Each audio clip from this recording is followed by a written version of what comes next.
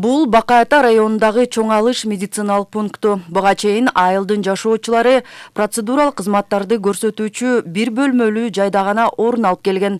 Айыл элинин жана жаштарынын демилгеси менен чаккан ФАПты өздөрү ашар ыкмасы менен куруп, жаңырган жылдан баштап калкка кызмат көрсөтө баштады. Январдын 15-теринде эле башталды, 17-синен баштап иштеп баштадым. Бул жер ошо элдер өзүнүн демилгеси менен салышты. Айыл ичине. Мурун ошо садиктин зданиясында бар болчу.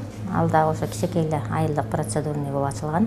Айылдан алыс чыга албаган карыя картаңдар үчүн бул өзгөчө жагымдуу жаңылык болду. Чемчек элине мен ушунчалык ыраазымын.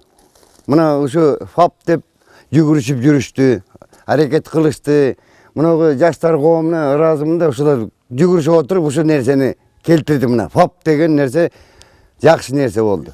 Айыл элинин демилгеси менен ушул эле райондун Кыргызстан айыл аймагында да ФАПтын имараты курулуп, ал да ийгиликтүү иштеп жатат. Ак-Дөбө айылындагы ФАП Арис тарабынан каржыланып курулуп берилди. Бүгүн мында 2 дарыгер, 5 мейирман иштейт. Буга чейин биз айыл өкмөткө тиешелүү илгери бала бакча болгон имарат болчу. Азыр ошол имаратты биз бошотуп, анан бул жака жаңы шартка, жаңы имаратка келип иштеп атабыз. Жалпы 11 кабинет бар. Бизге эң эле ылайыктуу шарт түзүлүп калды. Таза, чакан, жылуу, жарык, ошол келген пациенттерге дагы ылайыктуу болуп, ошол эл журт бардыгы рахмат айтып атат. Райондун Миңбулак айылындагы медициналык жай турган имарат эски, анын жаңысын куруу иштери кызуу жүрүп жатат. Жаз айларында пайдаланууга берилүүсү күтүлүүдө. 3,5 миллионго курулуп атыр бул азыркы учурда. Дагы деле бүт элек баягы ремонт иштери, андай-мындай биртке анча-мынча нерселери калды.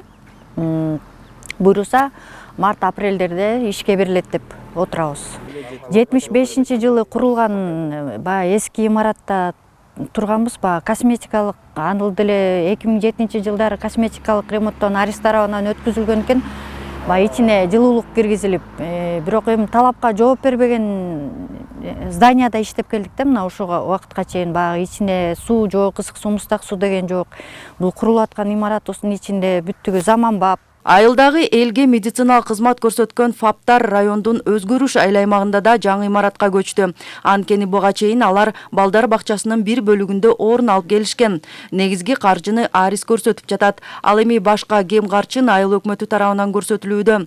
Медиктердин иштөө шарттары менен алардын айлык маяналары да көтөрүлүп жаткандыгы үчүн азыркы бийликке медицина кызматкерлери ыраазычылыгын айтышат. Акыркы убакта бизге президент, өкмөт ушу медицина тарабынан көп жардам берип атат. Ошолордун бири болуп мына айлык көтөрүлдү. Буйруз апрель айында дагы айлык көтөрүлөт деп атат. Былтыр ошол жалаң эле ушул участкада иштеген врачтардын айлыгы көтөрүлгөн.